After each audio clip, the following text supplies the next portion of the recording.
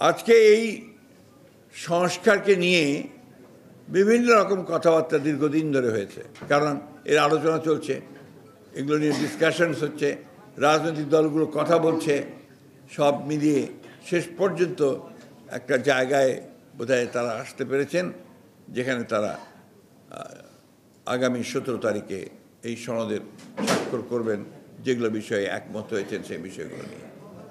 আর যে বিষয়গুলো একমত হওয়া যায়নি সেগুলো নিয়ে রাজনৈতিক দলগুলো জনগণের সামনে তারা নির্বাচনের সময় ম্যানিফেস্টো আকারে যাবেন এবং জনগণের কাছ থেকে সেটার যে তাদের মতামত ম্যান্ডেট সেটা আদায় করার চেষ্টা করবেন।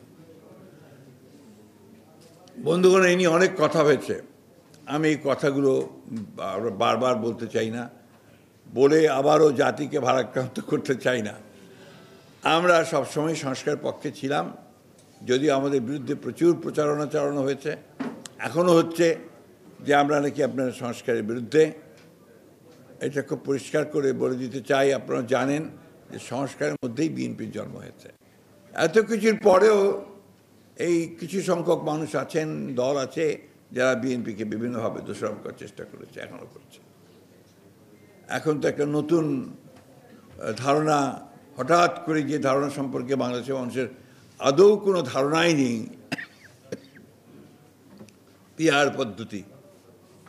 এই হাউজের মধ্যে কয়জন আছেন বলেন তো যে পিআর পদ্ধতি বোঝেন? আছেন নাকি?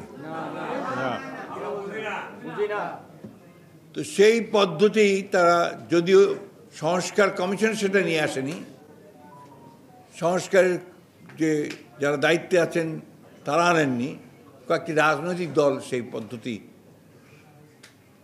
কথা বলছে এবং এর জন্য তারা আন্দোলন করছে। নিশ্চয়ই আপনারা দেখেছেন যে আন্দোলনও করছে।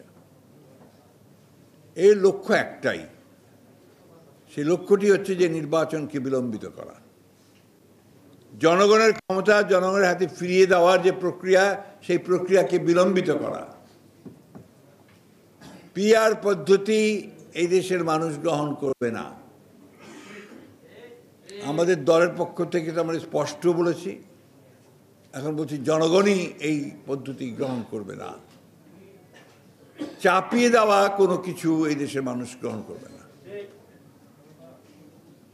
একটা কথা খুব স্পষ্ট করে বলতে চাই, আমরা খুব দ্রুত, অর্থাৎ যে কমিটমেন্ট আছে এই সরকারের, ইউনূস সাহেবের, যে ২৬ সালের ফেব্রুয়ারি মাসের মধ্যেই নির্বাচন হবে, আমরা সেটাই দেখতে চাই।